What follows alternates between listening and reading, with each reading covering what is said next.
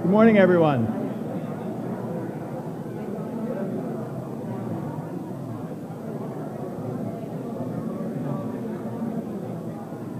Good morning.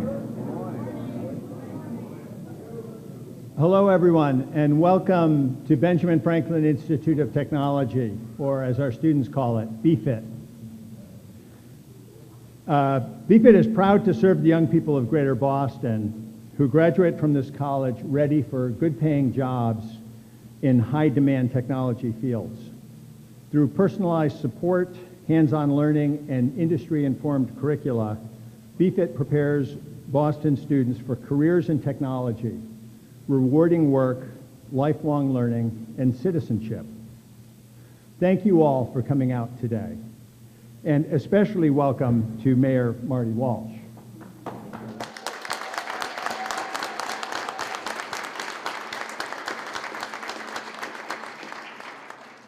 Gathered with us this morning are students, members of our Board of Trustees, faculty and other staff, and friends of the college, all interested in learning about an exciting partnership between our nonprofit college and the City of Boston, which the mayor will be announcing today. His presence here is a reflection of our shared commitment to providing local youth with every possible chance to succeed. It is my pleasure to have Mayor Walsh here today, and in a moment I will call him to the podium. The mayor is a lifelong champion of the working people. He is a proud son of the City of Boston and a dedicated friend of the college. Benjamin Franklin Institute of Technology is part of Mayor Walsh's vision of a thriving, healthy, and innovative Boston, which can only be achieved through equality and opportunity for all. BFIT is proud to partner with the mayor and his administration in building creative solutions to the economic and social challenges of the 21st century. Since taking office, Mayor Walsh has focused on strengthening Boston's educational infrastructure from pre-K through college, adding hundreds of high-quality pre-kindergarten seats, funding extended learning time and advanced curriculum at more schools, and securing tuition-free community college for Boston public school graduates. This final accomplishment is the one that we are most proud of and will be the topic of the mayor's announcement today.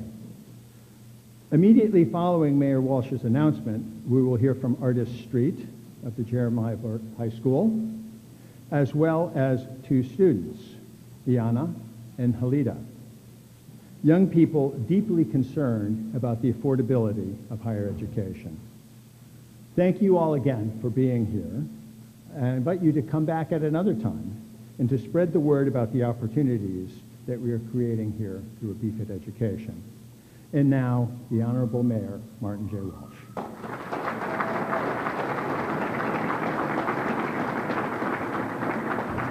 Thank you, Mr. President, and thank you, everyone here at Ben Franklin Institute of Technology for having us here today. I want to give a special recognition to the teachers and the professors. Thank you for your great work. And most importantly, our students, thank you for being with us today. All the students from this great school, I want to thank you.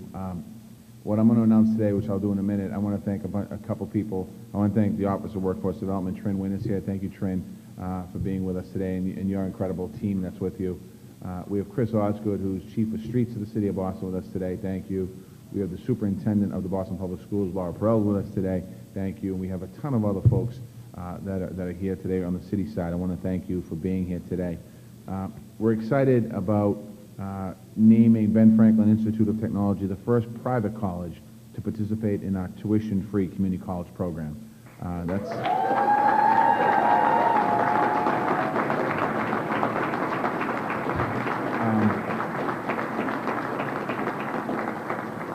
You are joining, this school is joining other great schools in this program, Roxbury Community College, Bunker Hill Community College, Mass Bay Community College, who are providing opportunities for students to be successful.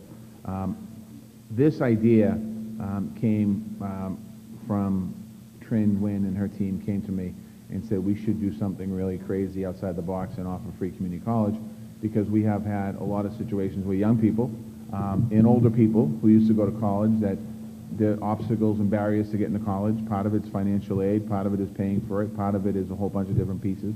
And we got together and we said, let's think of a way that we can work every single year to make sure that we can get college affordable for families and for people that go through our system. And the need for education beyond high school is growing every single day, especially to get good paying jobs. Our parents and our grandparents, when you had a high school diploma, that was kind of it. Like, you needed the high school diploma, and anyone who had a chance to go on to college went to college. My parents didn't go to college. My parents were educated in Ireland. My father and mother had probably a 6th grade education. They didn't have high school. They didn't have what we have here. But in order to be successful, we needed to have that high school degree here in America. And then we realized that you need so much more than that today in today's economy, regardless of what, anything you do in the world. Even working construction as a laborer on the construction site, you need to have some education, and a lot more education than basic high school, because you need to understand the importance and complexities of your job. So today, that's why we launched Tuition-Free Community College, to make high-quality education an affordable option for students, and in some cases a reality. We started this program in 2016. We've enrolled over 300 students in the program since it started. 90% of these students have graduated from a BPS high school. Nearly 85% of the students that are part of the 300 identify as African American or Latino. In addition, the average family income for participating in this program is $26,000 for a family. So it really is about getting to families that wouldn't have a chance, or young people that wouldn't have a chance to go to college, might dream of going to college, but realize, how do I do that? How do I add more burden to my family that can't afford to send me to college? And that's why we're here today, and that's how we got to this point. Higher education is a powerful tool to break down many barriers and moving people up into the middle class. We spent a lot of time talking about getting people into the middle class, and we talk about income inequality, we talk about the disparities in pay, and we talk about how the wealth disparities are happening in our society. And one way of addressing those issues is by making sure people have opportunity to education, and then people have opportunity to good jobs and good paying jobs after that happens. That's why BFIT is a great choice for this program. It will provide students with accessing programs like training and education needed for high demand jobs. And more than 90% of the students that come to this school graduate with good paying jobs and plan to pursue higher education, so taking your degree and going further than that. So those of you that are students here, many of your colleagues that graduated have done that after they graduated the school. I want to make sure, and we want as a city to make sure that all of our students succeed, and that's what we're going to do. We'll continue to grow the tuition-free program so we can reach out to more people and more kids and more opportunities for people, and that's something that's really important. This program works. You saw the numbers. We've only had it up for a couple of years now. We have 300 students and young people in the program, so we know that it works. And part of what we did at the State House is every year we file a legislative program, and we file different pieces of legislation that we want to see passed. And one of the things that I filed, because I've seen the success in this program, is we want to see the program that we started here in Boston go statewide. And I want to thank State Representative China Tyler for sponsoring the bill. China couldn't be here today because she's in session, but I want to thank her for filing it.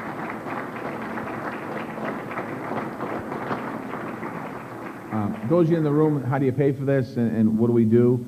The program is funded by the Neighborhood Jobs Trust, which collects linkage fees on big-scale commercial development in the city of Boston. That's how we're paying for it. So the investments that are being made in our city by people developing and building in our city, we're taking that money, putting it back into a program that offers education for people to move through. That's the best way of doing it. We've also filed a proposal to give us more flexibility on linkage fees to leverage our city's success even more. What does that mean? That means by looking at, is there an opportunity for us to look at linkage and raise linkage so we can put more money in the program, so we can continue to expand this program and make sure this program is funded long term.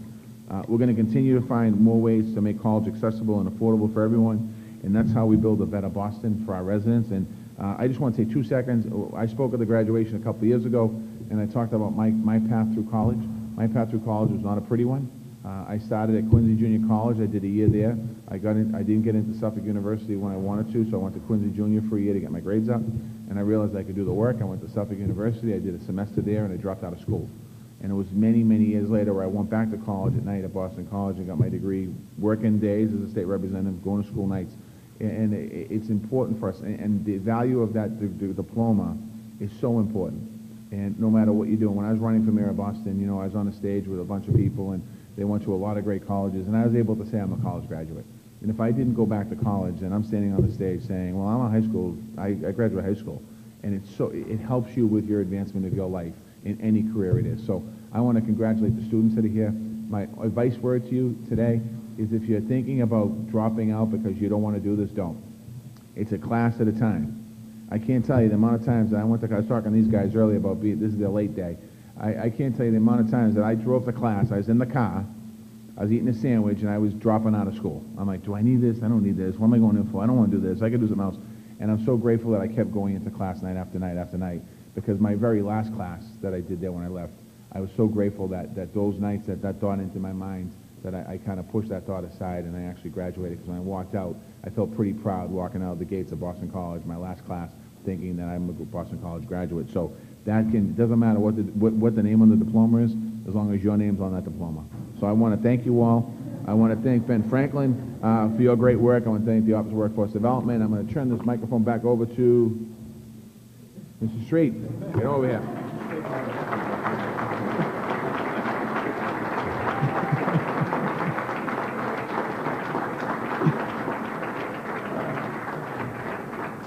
Well, good morning. As an educator at the Jeremiah E. Burke High School within the Boston Public School District, I commend Mayor Walsh and his team and the Ben Franklin Institute of Technology for taking another step to removing the socioeconomic barriers that keep most of our students from college and career opportunities after high school. This tuition-free announcement not only expands more opportunities for students, it expands opportunities for more students. You know, it is around this time when students begin to receive their college acceptance letter, but later to realize financial setbacks that keep them from realizing their aspirations. But with great cities like Boston and engaging colleges like Ben Franklin Institute of Technology, collaborating together to offer tuition-free programs that would help break this cycle of poverty by providing pathways for more students to attend and begin their careers. And what a pleasure to me to introduce two seniors from the Burke High School who will probably be among the first, not probably, who will be among the first cohorts of students to experience this opportunity. Yana Maitiria and Helena Montrage. Yana? Helena?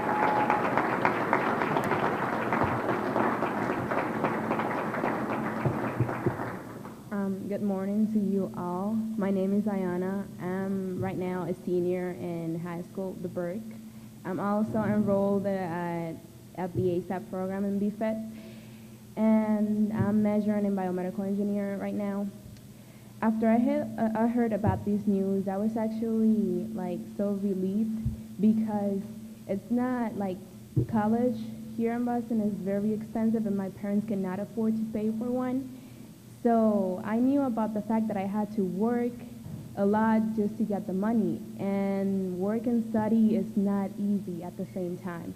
So I probably will have to take a few years off of college and study, and that was going to be real hard. But now that I heard about this, I'm actually just want to say that I'm real thankful. Thank you.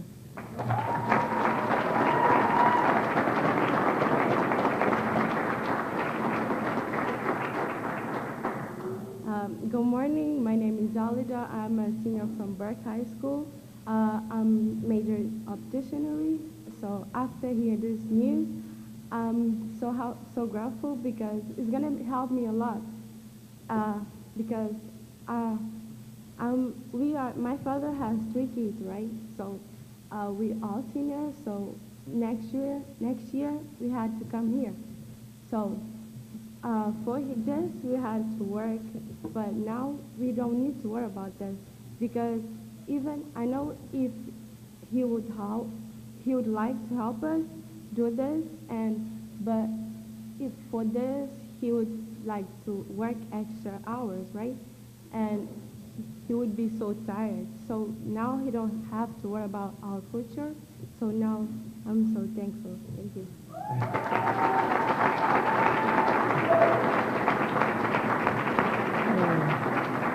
So once again, we thank Mary Walsh and his team and Ben Franklin, because there's many other students who are taking advantage of of this opportunity, and we want to continue to see that to grow. Thank you so much, Boston.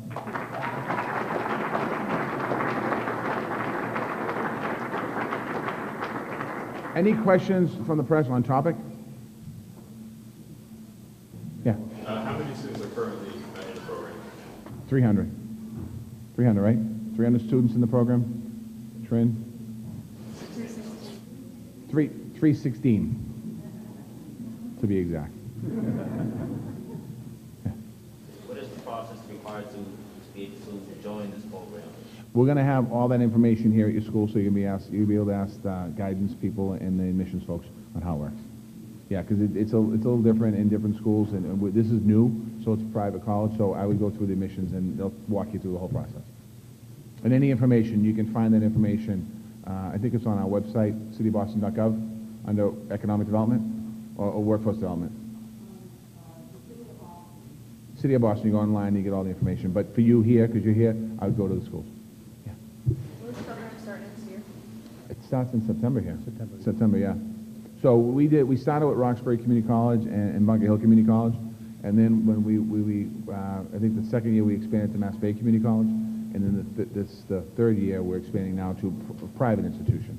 So it's kind of like we're taking the next step because we're seeing the success of the program. The first year we did it, I think it was like 50 kids or something that went into it, and we're starting to see it amp up every year. Any other questions? Yeah. Is this for current students too, or just new incoming students? I don't know. I'll do that question in the come. I'm not sure if it's. Well, I'll work on that. Trent, do you know if it's for current students or students in the program? It's for new enrolled students. No and enrolled. So if you're enrolled, yes. The answer is yes. All right. Yes. What helped you stay the course when you graduated BC? What? Friends? Just your motivation? Two of my motivations to stay to BC was there's two voices in my head that told me that when I dropped out of school, I made a mistake and I'd never go back. And those two voices stayed in my head the whole time, two individuals. And when I left, the night I left, the first person I called was my mother to tell her I graduated college. She was very happy as an immigrant, and from Ireland. I mean, she loved it.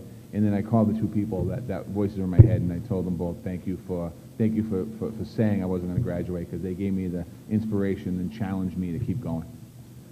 Even though it was like years later that Yeah.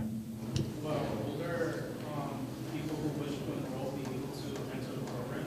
It's a little, no, for old, well, there is going to be some requirements. Older people, it's a little different category. We'd have to we'll look at the circumstance around that, but really it's for graduates out of high school now. So our main target is for graduates coming out of BPS now. Now, for your school, a little different because you weren't part of this process at the beginning, so you didn't have an opportunity. So we can go back and look and see who's here. But for older students, we try to grab you out of high school. We try not to have that gap. That gap year turns into a gap decade, and we don't want to see that happen. But we do have resources for adult students, so Yeah. you can come and talk to me afterwards. Yeah. Yes, way in the back. Is it the degree programs only or certificates also? It's degree. It's degree programs. Yeah. You have to get a degree. Yeah, the intention, it's encouraged to get people, so we put timelines on it. This is not the way I went to college and did it over a 10-year period roughly. This is about you have time, there's a timeline you have to get your degree in, and you have to achieve certain numbers of requirements. So for example, if you're a student in high school and you weren't necessarily as focused in high school, you were like me, not as focused as you should have been. When you go to college, it really is about focusing, and it's about putting down and being serious about your education, because you're one step away from the career world. And when I talk about being in the middle class, a lot of that, it depends on having a degree or not. A lot of folks that when we talk about income inequality, there's a whole bunch of reasons for income inequality. And some of those reasons are people need to push themselves in education to be able to get better paying jobs and to support their families. Yeah. On a related note, are there any requirements for maintaining the timeline that you have to enter in? Yep. Yes, all that, the admissions officer let you know all that. I think it's 3.0. In a 2-year program, you have to get it done in 3 years, so it's going to push you. But again, you're not in high school anymore. It's a step into real life, so it's about you got to push yourself to hit those numbers. That's the point behind it. I would add to that it is important to talk to admissions, because even if you don't qualify for this program, the FIT participates in a number of different programs. So even if this one doesn't fit, there's a good chance there'll be another program that would work for you. Yeah. Next door to you. Question? All right. One last question, yeah. Okay. Hold on, I'll come back to you guys in a minute. Yeah. Why did you choose a private college and a college with a background in technical careers for this program? I think it was kind of a group decision, and this college makes sense. I mean, this is one of the first colleges I visited when I became the mayor of Boston. I believe it's the first college I gave a commencement speech to when I became mayor. And, you know, I just feel that the kids, the young people that come to the school, and the people that come to the school are Boston residents. You are Boston. And it's, you know, you come from neighborhoods like I did in Dorchester, and you work hard, and you work with your hands, and you work with your brain, and you work with, so I think this is a natural fit for Boston. Yeah. Come on, you said rash of bad, wasn't that? No, we're going to talk off topic. We'll get that later. I'll get you guys afterwards now. Your message to DACA recipients and close holders. We'll talk about that too. Yeah. Oh, that's it. We'll grab it right. Oh, about school? I mean, yeah, absolutely. DACA recipients, TPS, go to school. Continue to move. This program works for you. You know, I know that the federal government, we have a piece of legislation that they're trying to pass, the Promise Act, the DREAM Act in Congress and the Senate. It looks like that the Congress, United States Congress, is online. Jim McGovern and Congresswoman Clark were in Boston the other day, and they said that there will be a vote on that piece of legislation, and they do feel successful that it will move forward. We're not sure what's going to happen on the Senate side, but we're not stopping in Boston. We treat every child, every young person the same. So just, if you want to be part of this program, you sign up for this program. This says, there is zero federal money in this. So if they want to pull out money for education, they can pull all the money they want because they really don't fund education. So that's okay. Yeah. So how much tuition a student could save? It depends on the school. It depends on the program. I mean, I don't want to give you a dollar figure because all tuition rates are different. So it's all different. It depends on what's being paid. So all that stuff changes from school to school, from kid to kid. So it isn't a certain grant amount, it's more like you just pay the tuition for the certain college, just period? Yeah, we'll work out, like, so for example, how many classes do you take a semester here? 7 semester? Yeah. So for example, we pay, like, you pay for, it's almost like you look at it as semester to semester. So we're paying for the tuition for the schools. All right? Thank you, everybody.